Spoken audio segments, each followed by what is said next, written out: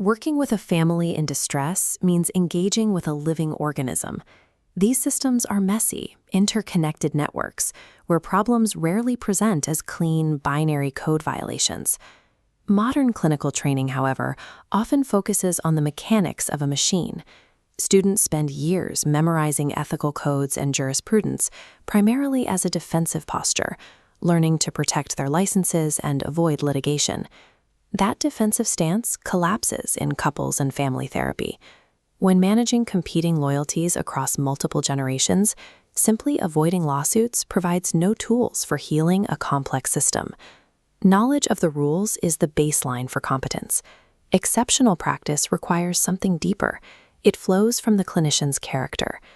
Clinical governance requires a multi-dimensional approach to decision-making that extends far beyond a static rulebook. To understand how a clinician actually navigates this, we can construct the operating system of a family therapist from first principles. We map this using the Tripartite framework of clinical governance. A foundation of legality supports a flexible matrix of principle ethics and an adaptive network of virtue ethics at the apex. We will build this sequentially, moving from external rules to the internal moral compass. This structure is interdependent. Clinical virtue requires a legal foundation, and a legal foundation requires ethics to become professional practice. We start with the foundation, legality. This tier represents the external boundaries imposed by state and federal regulatory frameworks.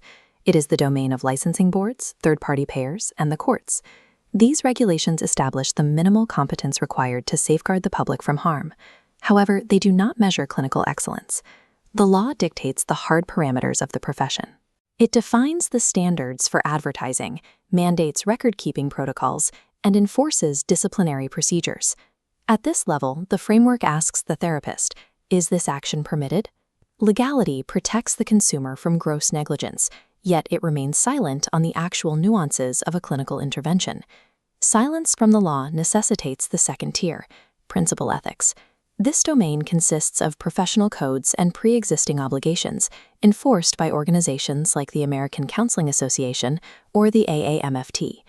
Principle ethics outline clear boundaries. They mandate that professionals avoid dual relationships and operate strictly within the areas of their qualified training.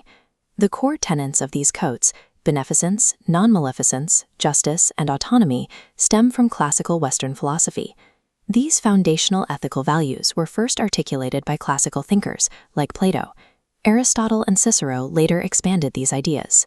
Because these codes emerged for Western antiquity, they carry a specific cultural bias toward prioritizing the individual. This leads to the autonomy trap. Rigidly prioritizing individual autonomy generates friction, potentially threatening the relationship network itself.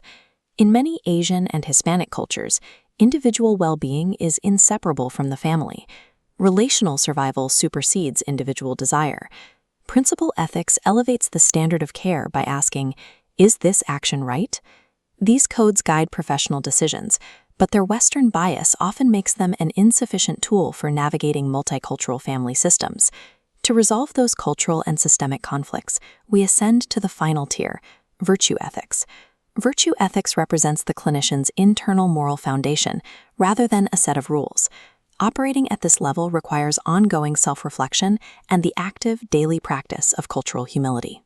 Beyond the therapist's internal character, a virtuous practitioner evaluates the ethics of the family system itself. Psychiatrist Ivan Bazarmeni-Nagy identified invisible loyalties, the unspoken intergenerational debts that constrain how family members behave toward one another. The clinician must determine whether the family's internal obligations of fidelity and trustworthiness are just, balanced, and equitable. At the apex of the framework, virtue ethics asks, is this action good? When the law is silent and codes conflict, virtue ethics provides the navigation for the gray areas of clinical practice. These three domains operate simultaneously in real-time practice. They are interdependent. Virtue without legal grounding is a liability. Legal compliance without relational virtue is a hollow exercise. Legality protects the consumer. Principle ethics guide the profession, and virtue ethics sustain systemic attunement.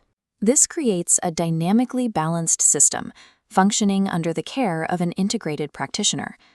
Ethical practice in family therapy demands a lifelong, active commitment to character and relational accountability that remains relevant long after the initial licensure exams.